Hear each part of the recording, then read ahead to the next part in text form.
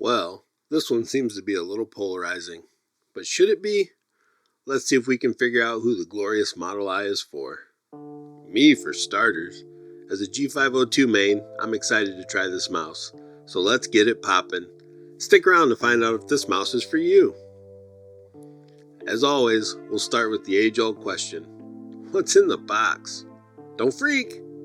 But there's a mouse in there. And it's a looker.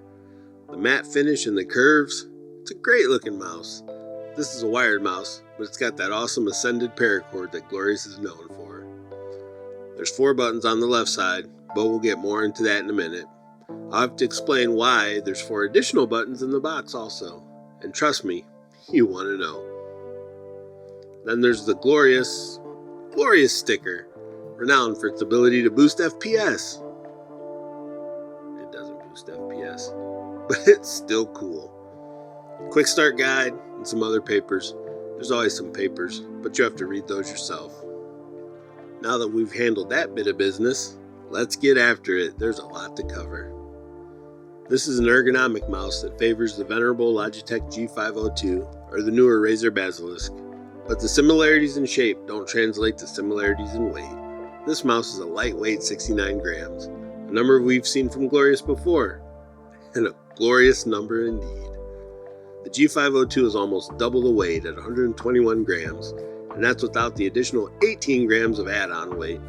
I love my 502 wireless, but I don't know why anyone would want it to be heavier. So a hat tip for Glorious in going the right direction with the weight. I will say that infinite scroll wheel, a unique Logitech feature, probably accounts for the big chunk of the extra mass.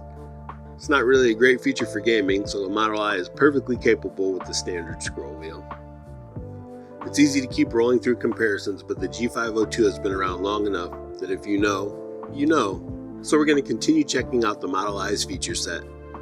This mouse is about $10 more than the previous Glorious wired mouse releases, coming in at $59.99, but there's good reason, and I think the features will speak for themselves. As always, I'll leave a link below if you want to pick up a Model I of your own. This is a 9-button mouse, and it's also the first wired mouse to take advantage of the newer Glorious Core software. This gives you access to endless possibilities for those 9 programmable buttons. If you're an MMO player, a video editor, or an FPS player, this mouse is a good fit. There's 2 DPI buttons on the top, toward the back of mouse 1 and 2. This will allow DPI swaps to be much easier and let you go up or down without the need to cycle completely through the choices. I still have the same gripe that I had with their other mice. The DPI LED is on the bottom of the mouse and requires you to flip the mouse in game to verify your selection. I'd love to see the scroll wheel flash the color of your DPI choice for a couple seconds. It's a little thing, but it's one that bugs me. This mouse packs 4 buttons on the left side, just above the thumb wing. As I hinted earlier, 2 of them are configurable with the extra buttons included with the mouse. The forwardmost button is defaulted to be a DPI clutch, aka sniper button. It drops the DPI when held to give you more control when zoomed. Then there's 3 buttons arched along the side in the standard position. Now's where it gets interesting. There are 2 buttons to swap with the DPI clutch, one that sits flush and eliminates it, and another that pushes it forward to give you more resting thumb space. Glorious sees you long thumb gamers out there. The other 2 buttons are a raise button and an eliminator for the 3rd button in the arch, the one nearest the rear. The front 2 aren't removable, so don't break anything trying. The mountable buttons are magnetic, but don't come out easily. This is both good and annoying. You don't want them to just fall out, but you do want to be able to swap them with minimal hassle. I initially had my wife try after I couldn't get them out, and even with a decent set of fingernails, she struggled, but was able to get them out. I ended up using the corner of a business card, and that works. I think a plastic iFixit type tool would have been a great inclusion in this mouse. As a feature, it's awesome. Functionally, it's frustrating. The mouse has 3 zones of RGB and can be tweaked to match your battle station with the Glorious Core software. Like the other Glorious mice, this one has on-mouse shortcuts to control the RGB if you don't want to fire up the software. But if you want to utilize the 3 profiles and 9 programmable buttons for all they're worth, you're going to need that glorious core. FPS profile, MMO or RTS profile, editing profile, so many possibilities. I won't keep going on about it, but the Ascended cord is great. It's super flexy and light, and if that's not enough, drop a mouse bungee in the mix and it's almost wireless. As expected, this mouse sports the great PTFE G-skates. The quick tech breakdown tells us that the mouse 1 and 2 are the KO 8.0 switches, and on the inside you get the PixArt Collab BAMF sensor.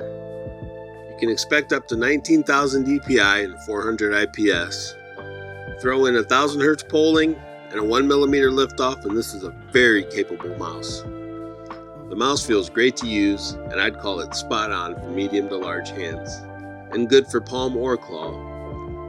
I'd consider myself a hybrid grip, not all palm, not all claw, and I find this mouse very comfortable.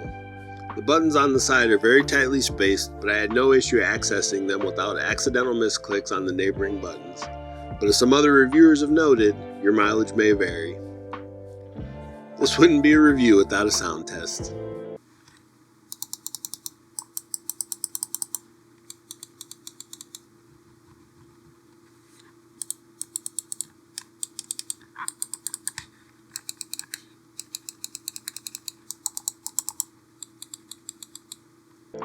I think this mouse will be a great addition to a lot of battle stations, including my own. So who is this mouse for? Gamers that mix work and play. The programmable buttons are great for creating profiles for both gaming and optimizing your workflow. I think MMO and RTS players will also appreciate the extra buttons, and it's a comfortable lightweight mouse for FPS too.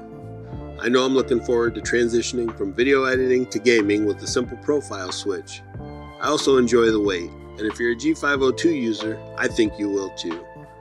I'm not certain it's a G502 killer all around, but wired versus wired, it's winning in my book. I'm definitely digging it.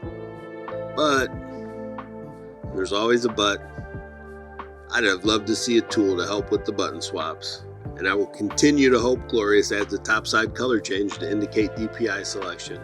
Lastly, I know it's been the practice, and it's not just Glorious, but I'd love to see the wired and wireless versions released together. As a guy who tries to help you guys make great bang for your buck decisions and maximize your battle stations, it's a hard sell to say get this now, and then the wireless version when it launches. Outside of those minor gripes, this is a solid mouse, offering some features not seen in Glorious mice to date, and worthy of a place in the Glorious lineup. If you're looking for something a little less Swiss Army knife, and more laser focused on gaming, look no further than this next video. It's the Glorious Model O Wireless. I'll see you there.